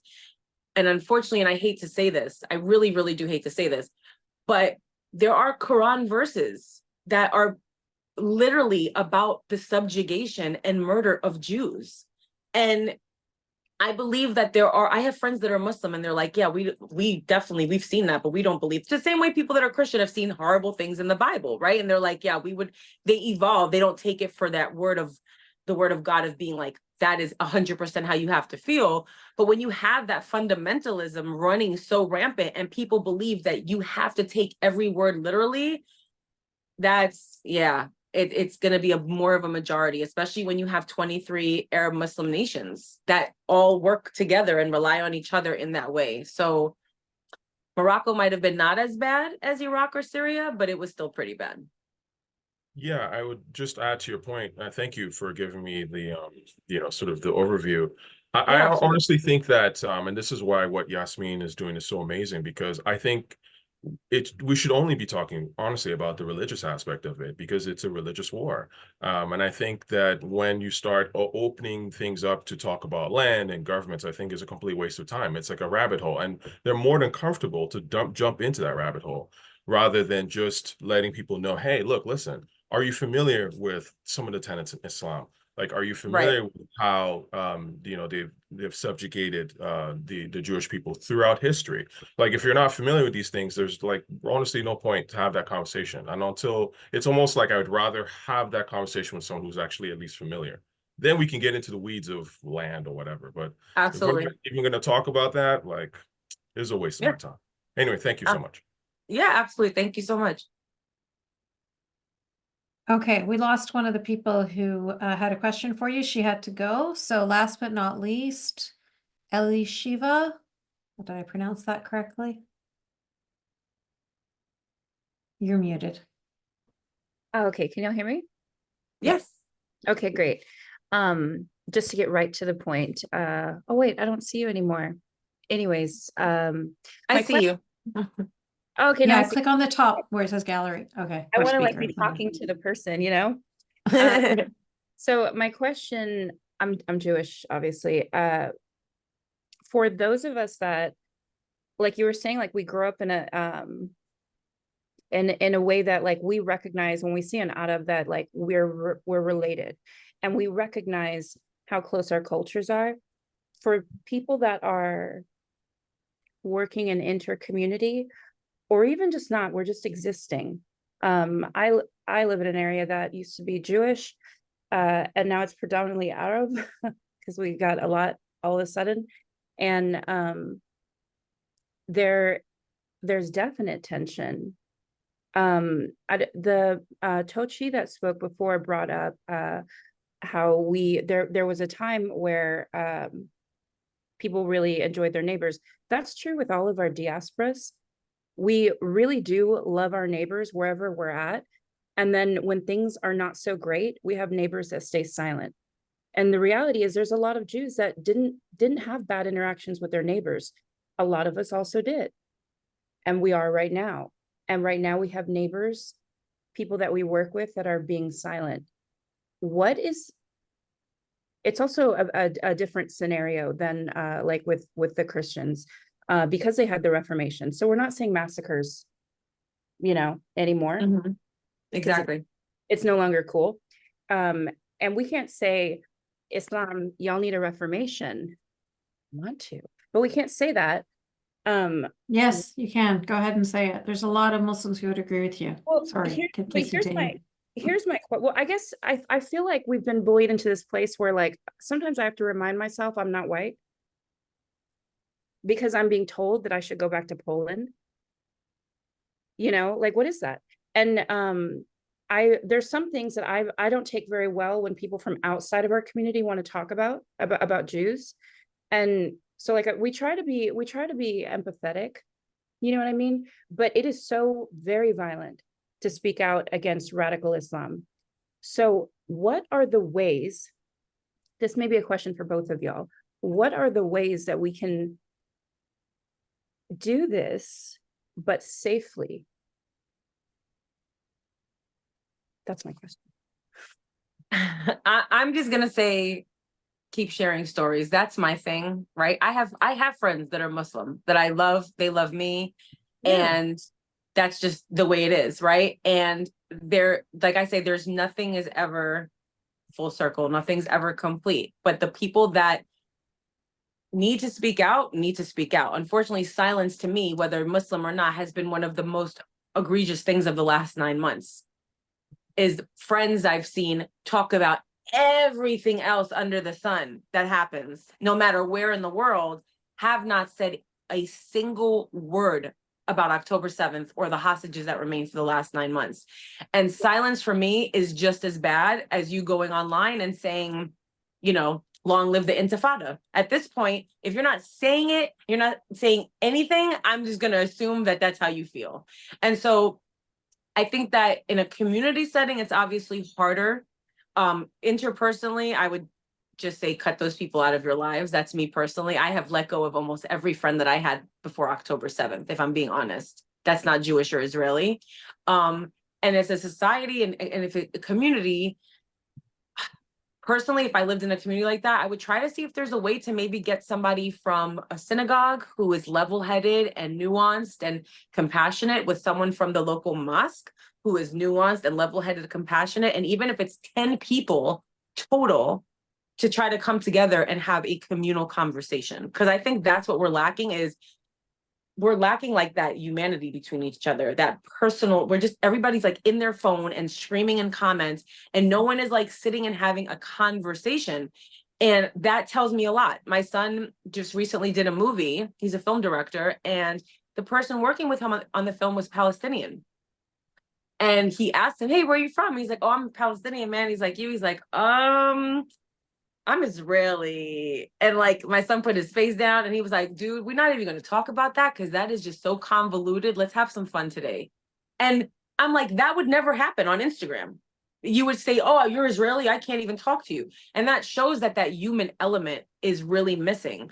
So I would say that, like Yasmine said, speak out, call it out, but also find people who are like-minded from that community and maybe create your own little group to try to do work like on the ground. Cause that's where I think we're like really lacking in both communities, honestly.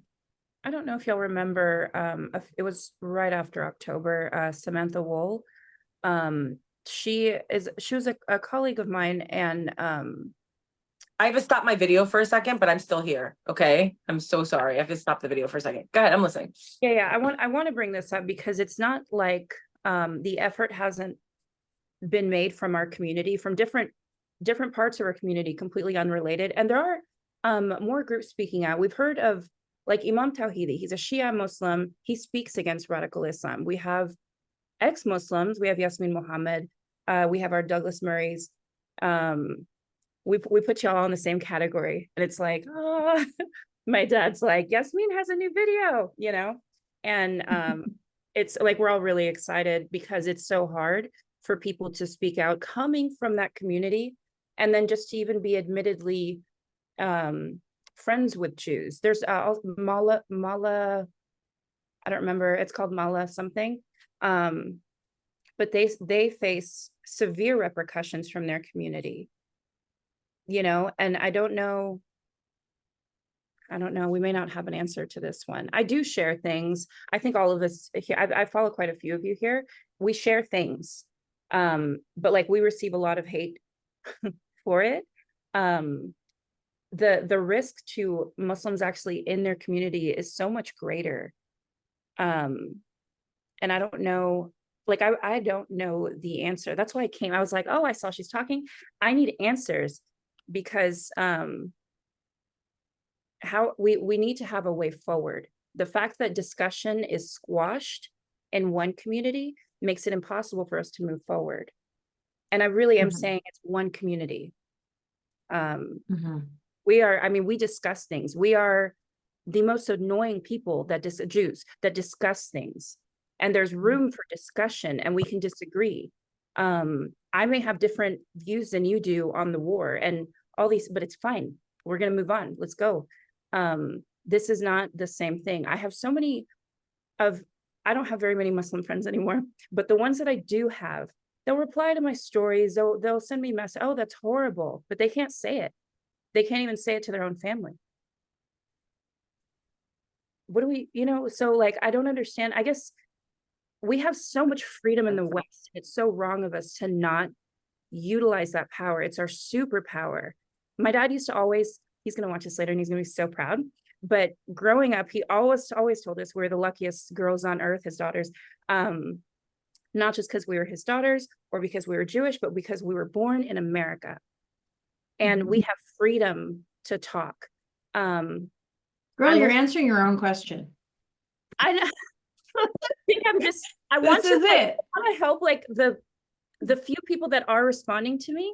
You do it too, because we have Becky from Massachusetts. We have Megan from Columbia University that are telling us that we are racist and I'm a white supremacist. It doesn't matter. You know what I mean? It doesn't matter. I mean, I think it's all relative. Like Sarah was speaking, she's from the Islamic regime of Iran. You know, like when you come from societies that will literally decapitate you for speaking your mind, you know, I'm not afraid of Becky from Ohio. Like, I don't care. Like, you're not, my mom threatened to kill me already. Like, there's nothing worse than that. Like, Right. so I know it's all relative. So I may sound flippant, but the truth, what you just said is so true, which is that people have died for you to have the right to speak your mind.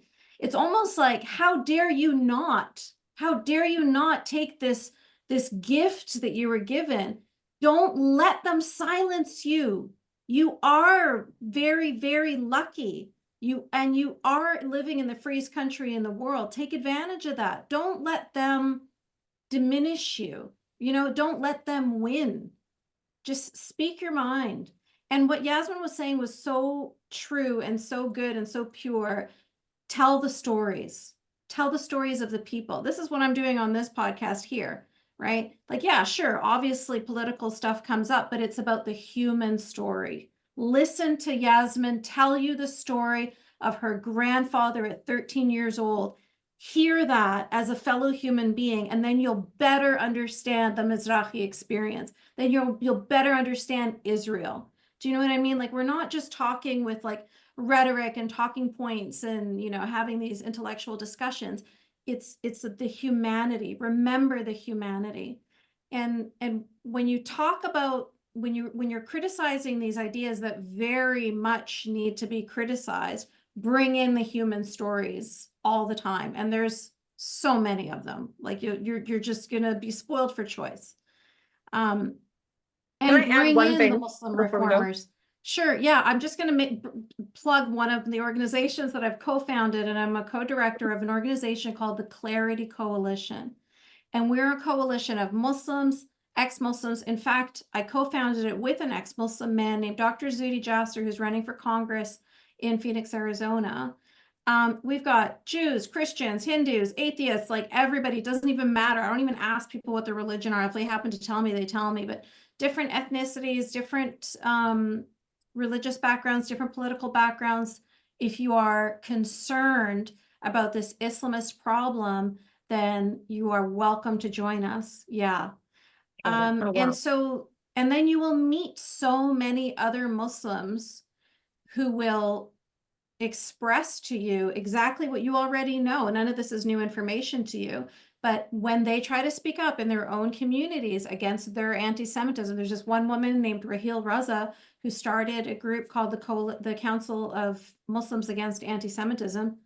The woman is put on Islamophobia lists, just like I am, funded by the federal government of Canada. You know, one of our top universities is researching a list of Islamophobes in Canada, and Raheel Raza is so hated by her community because she dares to speak up against anti-Semitism that she's on that list there. So she's, you know, she is just as hated and in as just as much danger as I am in Canada, hated by both sides, right?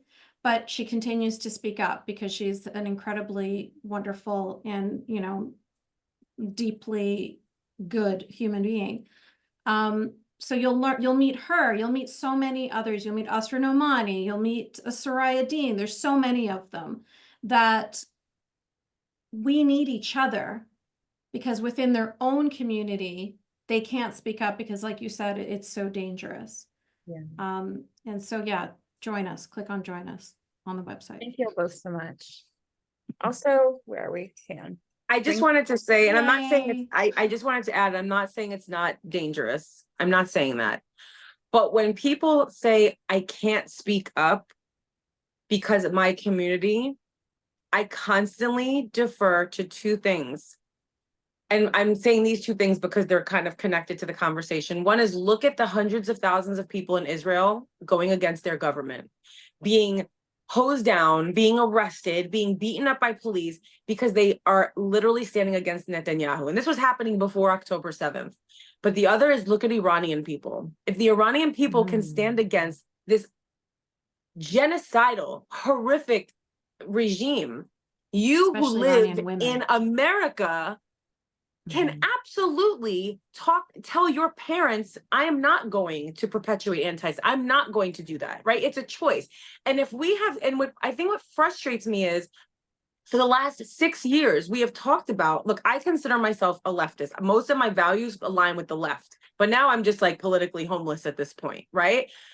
We have talked about how don't be an ally, be an accomplice. When you see somebody doing something, harming people, whether it's Black people, brown people, trans people, disabled people, you are supposed to actually speak up and put yourself on the front line with them. Not just from here, like, oh, I observed something happen. We have talked about this on the left for the last 6 years. So why does it not now apply when Jewish people need people to speak out? And that's the hypocrisy that needs to be called out, is everyone's talking about don't be an ally, be an accomplice. Well, where are our accomplices? Why is it that no one is offering to walk Jews to synagogue?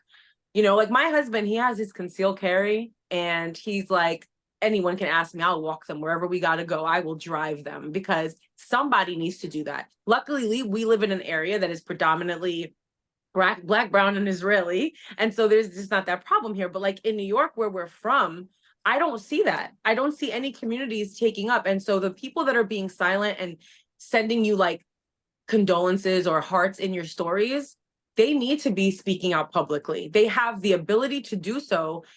But the question is, why aren't they? And so that's something that I think people need to really sit with, is like, if Iranians can do it, if Israelis can do it, if oppressed people throughout time could stand against their oppressors with their faces uncovered, I'm going to throw that out there right now, because freedom fighters do not cover their faces, then you can talk to your parents about why your Jewish friends don't deserve to die. It's the bare freaking minimum. It's been very hard not to curse. I just have to tell you. But And yeah, that's actually how I found you, was your husband. And I was like, oh, an ally to us. And then I realized he was married to a Jewish woman. And that's yeah, so it's funny. amazing. That's how I found you. It's crazy. It's very crazy when people say that, because I've been doing my page since 2016. Yeah. When And I so went, he's like new to yeah, Instagram, and people are like, "Oh, that's your wife." I'm like, "No, that's my husband. I was here first." that's It's so crazy. funny. Thank you both so much. Yes, thank you. All right, you know what? We're gonna have to wrap this up. I know there's a couple more people that had questions, but I've taken 2 hours of your time, and I think that, we're gonna My have to wrap it dogs are up here. definitely There's so much hungry. more to say. Yeah, but please follow Yasmine on Instagram, and then you'll get to hear more and more of her insights. Yasmine, before I let you go, I just want to make sure that you've said everything that you want to say. If there's any advice, any final words that you want to leave us with. Yeah, I will say that, today is 9 months since October 7th. So I do ask that you amplify the hostage family voices, stay away from the politics of it all, and let's just get back to like the human aspect and experience that people are in captivity. And at the same time, it is absolutely okay, no matter what anyone says, to hold space for what is happening in Gaza, because people are dying, children are orphans, and I can't even, I'm like about choking on my words. It's absolutely gut wrenching. And I don't think that anyone should have to choose between which humanity you choose to see. You can see both, and you can be critical of Hamas, and you can be critical of the systemic anti-Semitism in Gaza, and hold the Israeli government accountable. At the end of the day, it's the people that are suffering. And so I just encourage people to not become so blinded by propaganda that they don't see that. And the other thing is, just remember that you constantly be open to learning, be open to understanding that anti-Semitism mutates, it changes, and that the anti-Semitism I experience may look very different than what my mom experiences or what someone else does. And ask questions. It's always better to ask a question than to just assume something and then speak, out of turn. And with that said, if you do have any questions, you can totally DM me and I will respond as soon as I can. I have no problem with that. And bring them home. I'm just going to say that again and again and again. You're so lovely, Yasmine. Thank you so much for your time. It's just flew by, and I know that everybody here wants to hear so much more from you. And so we're all going to follow you on your Instagram, and we're all going to continue this conversation. Thank you again. It was an absolute pleasure meeting you and My learning pleasure. from you Thank and you. hearing from you. And yeah, we're going to definitely keep in touch. Thank you everyone Appreciate for you having joining me. us. Take care, hon. Thank Bye, you. everyone. Bye. After hearing all that, you might be left wondering, what can I do? How can I help? Well, this is why I created a nonprofit called Free Hearts, Free Minds. We are the only organization dedicated exclusively to helping these free thinkers. We empower them with our programs and supportive community, lifting them up so they can heal, speak out, and begin to make positive changes, not just in their own lives, but within the broader community around them. If this is a cause that resonates with you and you want to make a difference, one way to do that is by donating to Free Hearts, Free Minds. Because not enough people care about this cause, we need people like you to help fuel this change. You can donate via our website, freeheartsfreeminds.com. Thank you. Every dollar you donate makes a difference.